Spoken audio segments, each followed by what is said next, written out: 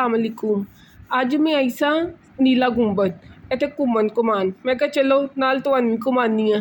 ਇਹ ਨੀਲਾ ਗੁੰਬਦ ਲਾਹੌਰ ਦੀ ਬਹੁਤ ਵੱਡੀ ਮਾਰਕੀਟ ਹੈਗੀ ਹੈ ਅਤੇ ਬਹੁਤ ਮਸ਼ਹੂਰ ਮਾਰਕੀਟ ਹੈਗੀ ਹੈ।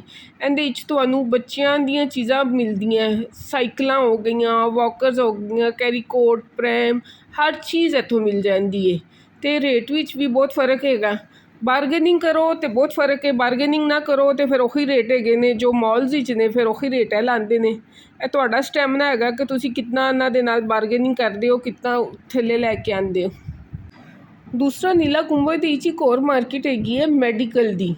ਮੈਡੀਕਲ ਤੋਂ ਰਿਲੇਟਿਡ ਇੱਥੇ ਤੁਹਾਨੂੰ ਕਾਫੀ ਚੀਜ਼ਾਂ ਮਿਲ ਜਾਂਦੀਆਂ ਨੇ ਔਰ ਅੱਛੀਆਂ ਮੁਨਾਸਿਬ ਹੋਲਸੇਲ ਰੇਟ 'ਤੇ ਮਿਲਦੀਆਂ। ਇਹ ਦੇਖੋ ਇੱਥੇ ਰਿਮੋਟ ਕਾਰ ਵੀ ਹੈਗੀਆਂ ਨੇ ਅਤੇ ਕਾਫੀ ਅੱਛੀਆਂ ਨੇ। ਨਾਲ ਹੀ ਮੈਂ ਤੁਹਾਨੂੰ ਦੱਸਦੀ ਹਾਂ ਨੀਲਾ ਗੁੰਬਦ ਤਰੀਖੀ ਤੌਰ 'ਤੇ ਕਿਉਂ ਮਸ਼ਹੂਰ ਹੈਗਾ। ਇਸ ਬਾਜ਼ਾਰ ਦੇ ਵਿੱਚ ਹੀ ਇੱਕ ਮਜ਼ਾਰ ਹੈਗਾ ਜੋ ਕਿ ਸੈਯਦ ਅਬਦੁਲ ਰਜ਼ਾਕ ਦਾ।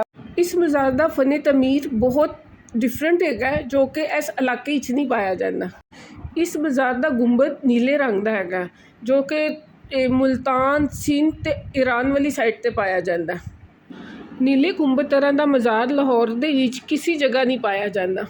ਸੈਯਦ ਅਬਦੁਲ ਰਜ਼ਾਕ ਅਰਬ ਵਾਲੀ ਸਾਈਡ ਤੋਂ ਆਏ ਸਨ ਅਤੇ ਇੱਥੇ ਆ ਕੇ ਇਹਨਾਂ ਨੇ ਇੱਕ ਮਸਜਿਦ ਵੀ ਬਣਾਈ। ਸੈਯਦ ਅਬਦੁਲ ਰਜ਼ਾਕ ਸ਼ਾਹ ਚਿਰਾਗ ਦੇ ਪਹਿਲੇ ਖਲੀਫਾ ਨੇ ਜਿਨ੍ਹਾਂ ਦਾ ਮਜ਼ਾਰ ਲਾਗੇ ਹੀ ਹੈਗਾ। ਮੈਂ ਤੁਹਾਨੂੰ ਇਹਦੇ ਨਾਲ ਹੀ ਨਾ ਬਾਹਰ ਜਾ ਕੇ ਮਸਜਿਦ ਵੀ ਦਿਖਾਉਂਦੀ ਹਾਂ ਜਿਹੜਾ ਕਿ ਮਜ਼ਾਰ ਦੇ ਬਿਲਕੁਲ ਨਾਲ ਹੀ ਹੈਗੀ ਹੈ। ਇਹ ਦੇਖੋ ਇਹ ਮਸਜਿਦ ਹੈਗੀ ਹੈ। ਇਹ ਮਸਜਿਦ ਅੰਦਰੋਂ ਮਾਸ਼ਾਅੱਲਾ ਬਹੁਤ ਖੂਬਸੂਰਤ ਬਣੀ ਹੋਈ ਹੈ। ਤੁਹਾਨੂੰ ਲੋਕਾਂ ਨੂੰ ਟਾਈਮ ਮਿਲੇ ਤਾਂ ਜ਼ਰੂਰ ਜਾਣਾ ਅਤੇ ਜ਼ਰੂਰ ਦੇਖਣਾ। ਨੀਲਾ ਗੁੰਬਦ ਦੇ ਸਾਹਮਣੇ ਹੀ KE ਮੈਡੀਕਲ ਕਾਲਜ ਹੈਗਾ ਅਤੇ ਇਹਦੇ ਨਾਲ ਹੀ ਤੁਸੀਂ ਮੈਨੂੰ ਇਜਾਜ਼ਤ ਦੇਵੋ ਅਤੇ ਅਗਲੇ ਵਲੌਗ ਦੇ ਵਿੱਚ ਇੰਸ਼ਾਅੱਲਾ ਮਿਲਾਂਗੇ ਅਤੇ ਫਿਰ ਤੁਹਾਨੂੰ ਮੈਂ ਅਨਾਰਕਲੀ ਦੇ ਬਾਰੇ 'ਚ ਦੱਸਾਂਗੀ। ਰੱਬ ਰਾਖਾ। ਹੱਸਦਾ ਰਵੇ ਪੰਜਾਬ, ਸਦਾ ਵਸਦਾ ਰਵੇ ਪੰਜਾਬ।